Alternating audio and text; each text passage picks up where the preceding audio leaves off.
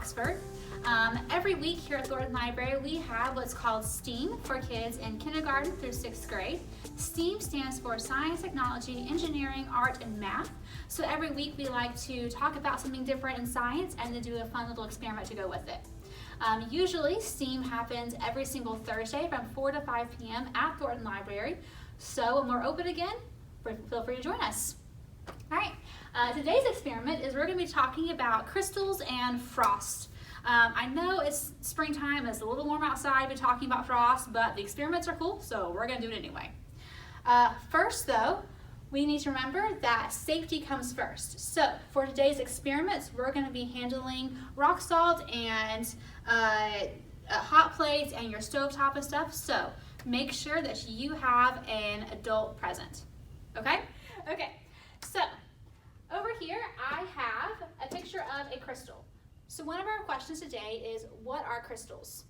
Crystals are actually solid materials that form in unique and repeating patterns. And you can kind of see it a little bit here on this picture.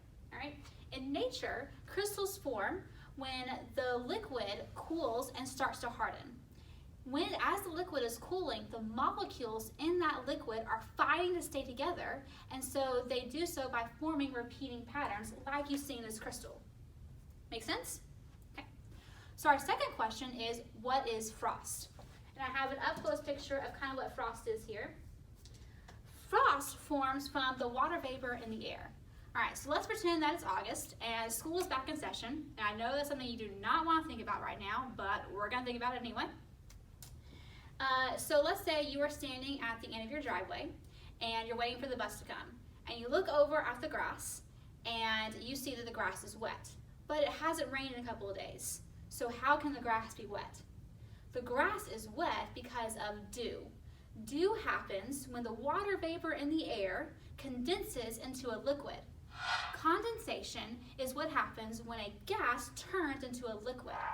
And sometimes, if it gets cold enough at night, the gas can totally just skip over the liquid part and go straight to a solid.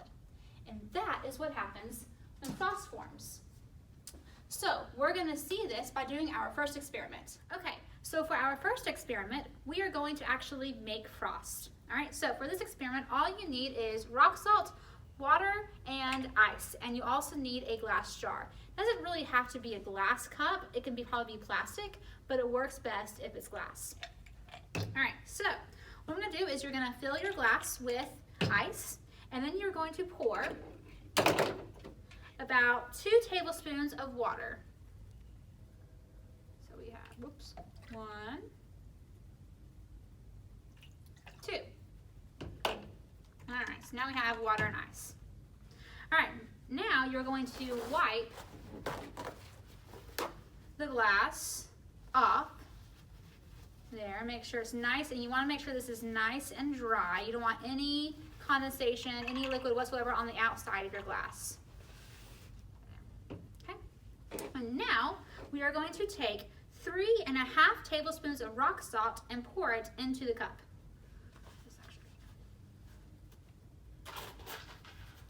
So we have 1,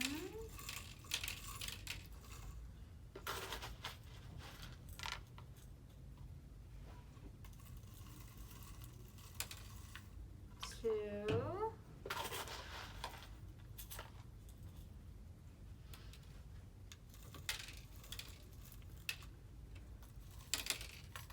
3, 4.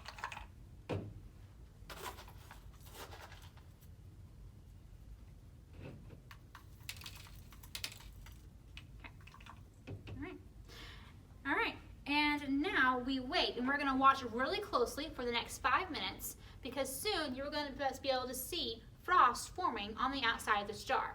But wait, let's talk about what's happening here, okay? So we have water and ice in this jar, okay? When I filled it, there was liquid on the outside of the jar. That is called dew. Which is what I wiped it off. The dew was formed from the water vapor in the air, okay? It was not from the liquid inside this glass, all right? Now usually ice melts at 32 degrees, which is our freezing point. But when we add rock salt, it decreased the freezing point to at least 30, if not lower, which means that the water and the ice in here is so cold that the water vapor, when it comes into contact with our glass, it goes directly from a gas to a solid. When something goes directly from a gas to a solid, that is called deposition.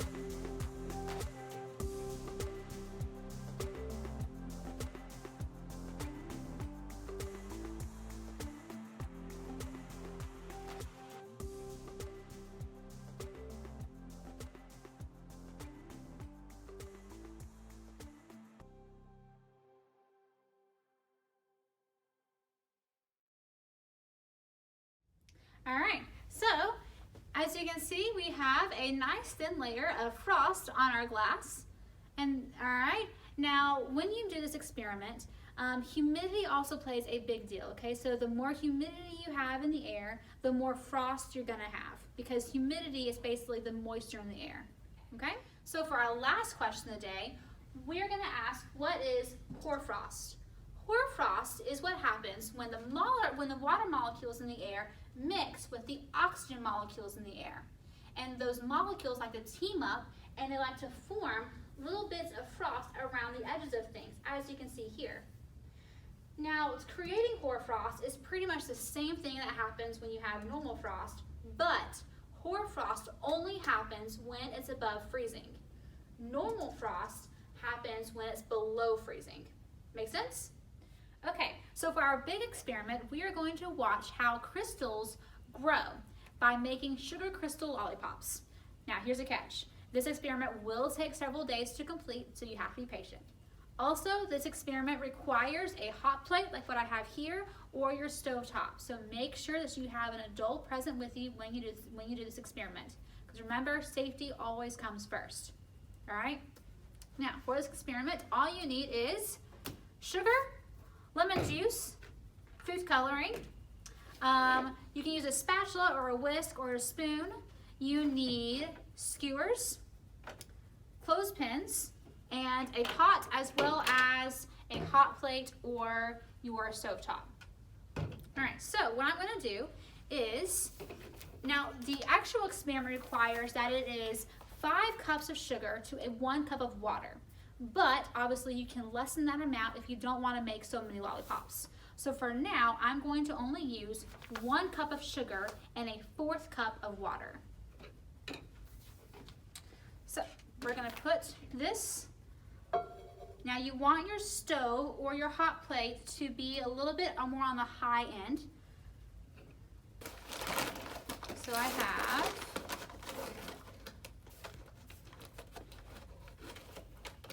one cup of sugar,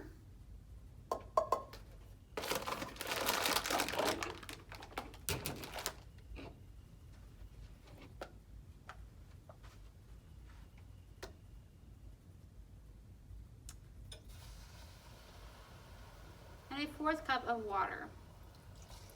Now what we're doing here is we are creating a very sugary mixture.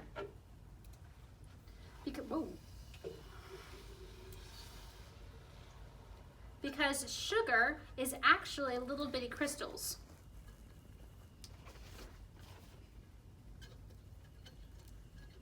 All right. So what we're gonna do is and like I said, you want your hot plate to be up high enough because you want the water to start evaporating and you want the sugar to evaporate as well, but you don't want it boiling. So if it starts to boil, turn it down. You just want the water and you want the mixture to be very, very hot. And you need to stir this around for about 3 minutes. And as you can see, this will start to become a very sugary mixture. And after about 3 minutes or so, maybe a little less depending on how hot your stovetop is, you can turn the heat off. The point is you just want the sugar to be dissolved.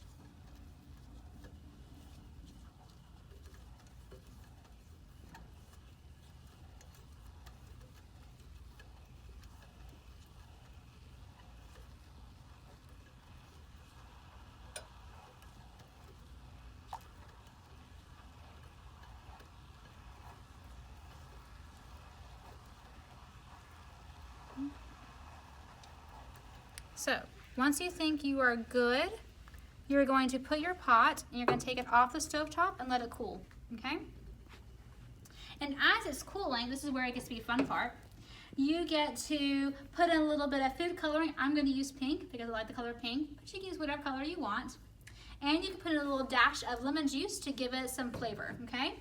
Now, depending on how many lollipops you are planning on making, you don't need much food coloring, okay? Because a little bit of food color will go a long, long way. So I'm only going to put in about 1 drop, and that should give it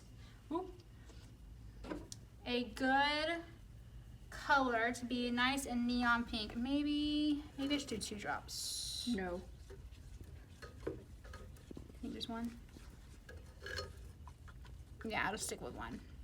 And that'll give it a really pretty color pink. Like that. And I'm also going to put in a dash of lemon juice.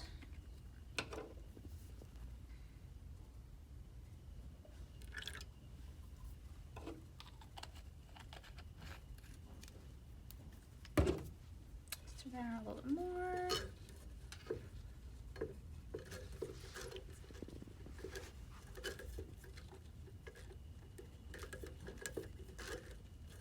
All right, so let's talk about what's happening in this experiment, okay? While it's cooling down, okay? So like I said, each granular sugar is made of trillions of little sugar molecules that are held together in a regular pattern, like crystals, okay? So when we mix the sugar and the water together, the sugar molecules break apart and they mix with the water molecules, forming this really sugary mixture. Right? So as the sugar molecules are mixing in, and because it's so hot, the water is evaporating so that there's a lot more sugar molecules in there, okay?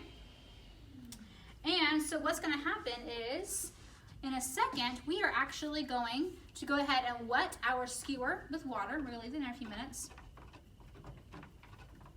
And I am going to take an extra cup and I'm gonna pour some sugar in here. Because what's gonna happen is we are gonna put our skewer, the wet part, into the sugar so that it can coat it. Like this, so they get nice and coated.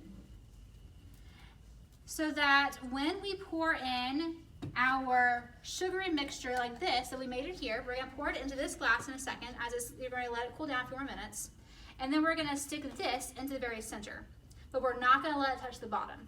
And what's gonna happen is, because there's already crystals of sugar on our skewer, the crystals will attract the sugar crystals, the sugar molecules that are in here. And so the sugar molecules that are in here are going to attach to these crystals, and they are going to basically, over a couple of days, they're going to form a lollipop. So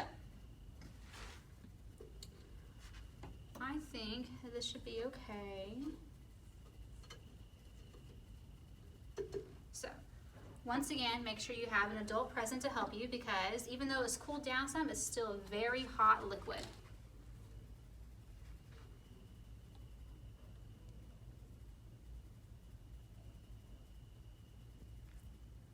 All that sugar. All right, so like I said, we wet our skewer, we stuck it in a bunch of sugar, so it's nice. There's a lot of sugar on there. And we're gonna stick that in here. We're not gonna stick it to the very bottom so that it can stay, because obviously we don't wanna stand here for 4 days holding it. We're gonna use clothespins, and we're gonna clip it to the clothespins so that it can stay. Like that, okay? Now, you are welcome to cover it with paper towel if you want some more protection. Honestly, you're probably not gonna get a lot of bacteria or anything in here because it's so much sugar. So you don't have to worry about it going bad in a couple of days, but if you wanna protect it from flies or bugs or whatever, make sure you cover it with a paper towel. And in a couple of days, and really every day, you can probably look at it. Don't turn the skewer though, because the sugar molecules are currently growing, and if you turn it around, then it will break off the lollipop. But you're gonna sit there and let it sit there for a couple of days, and by the end of the week, you'll have your own lollipop. So much for joining me today for today's science experiment. I hope you had fun. The instructions are either on a photo of the library's Facebook page, or you can click the link on the YouTube video. Please join us again next week for our next science experiment. Thanks, bye.